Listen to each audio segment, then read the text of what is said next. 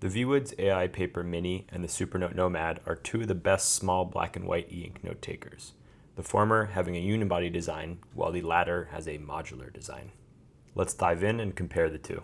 Now, last week I actually gave the AI Mini to Kevin, the illustrator that has tried a bunch of these. And I did film this video already, but it had no audio for some weird reason. So this is kind of a retake of that.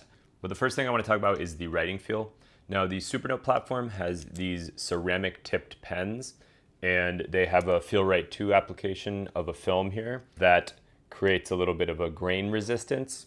And so that is actually done more on the screen than it is on the pen in terms of the feel. Whereas the Viwoods, it's done much more so in the pen. These soft tips they have don't last as long as the hard nibs they provide, but they do give a better feel and experience in terms of the writing feel, and they do feel a little more akin to pencil.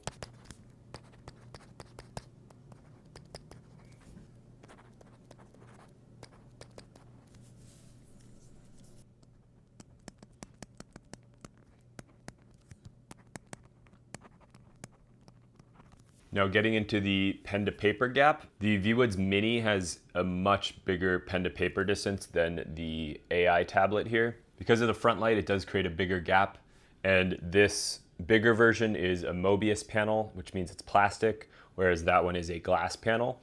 So all in all, it is a much bigger distance at almost double the brother here. The Nomad also has a glass panel, and it has a Feel Right application. So out of all these tablets, it doesn't have the best pen to paper distance, but it does have a better pen to paper distance than the Viwoods Mini. Getting back to the screens, the Nomad here is also glass, just like the Viwoods Mini, but this one has a 7.8-inch screen, whereas the Viwoods has a 8.2, so it's a little bit bigger, and that can come into play when reading things like comics, where the little text bubbles can be a little bit easier to read on that bigger size screen. And when note taking, it is nice to have that little bit more real estate. If I can equate it to something, it feels like the Viwoods has this sort of real estate without the menu bar, because it gets that little bit of extra side real estate and top real estate.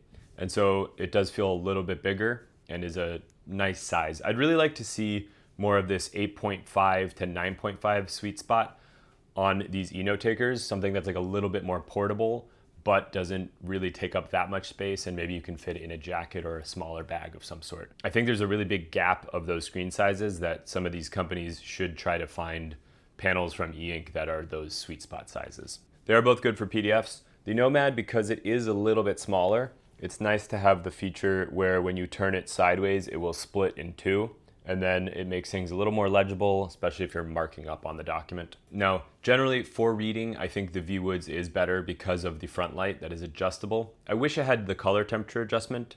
It now is more of a cool blue-white color, and there is none of that warm setting in the light. But if you read in very dark scenarios, that will certainly be a better reader for you.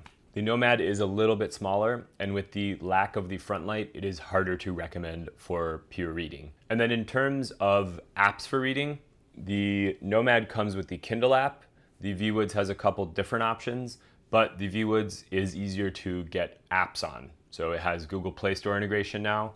The Nomad, you can do that. I've done a whole video about sideloading Android apps on here, but generally it is a little more difficult just because you have to have some computer know-how to do that. So I'm not gonna recommend that for the average user. In terms of an app, the Viwoods does have a portal type system where you can access it from a web browser and then upload documents in there.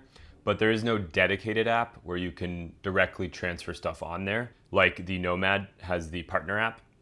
But that being said, you can also just plug this in and drag and drop documents, just like you can with the Nomad as well. So they're a little bit different in that sense, but it is sometimes nice having a dedicated app for that. Being able to easily get Libby or Hoopla on this, I've gotten that on here too, but it is much easier to do on here. And I find that with the front light, that is also a nice way to ingest magazines, news, documents that you can get from your local library. The Viwoods has been my preferred way of doing that. And then the Viwoods also has an AI button, which can be useful when planning out things. So I will do probably a separate video on the AI abilities of the Viwoods, and I'll link that up here. But they did also just get DeepSeek as well as ChatGPT that they've had for a while. And then in terms of organization, the Supernote generally takes the cake amongst all these e-readers, so it is better for that, with the options of having searchable OCR,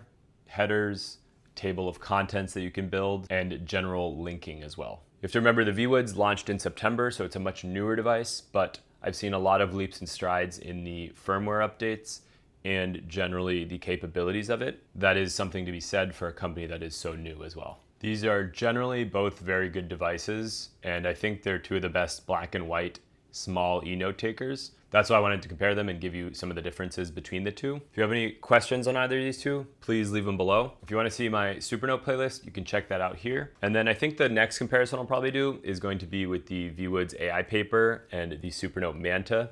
These are two of the Carta 1300 panels in the 10.65 size. So you can check that out here when it's done. But thanks for watching, and I'll see you in the next one.